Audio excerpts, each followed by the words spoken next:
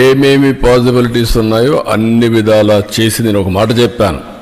ముందు మాధవ సేవ, తర్వాత మానవ సేవ. దేవుడే లేకపోతే సేవ ఏం చేస్తాం? నమ్ముకునేది మన అందరం డెస్టినీ, దేవుడు.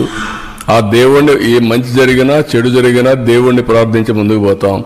అలాంటి దేవుడికే ఇది లేకపోయినప్పుడు కానీ మనం ఏం చేసినా కూడా ఫలితాలు రావనేది నా నమ్మకం.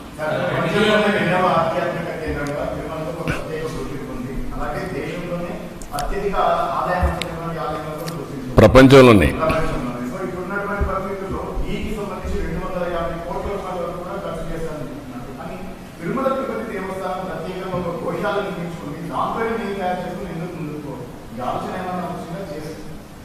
అవి కూడా మేము ఎక్స్ప్లోర్ చేస్తాం.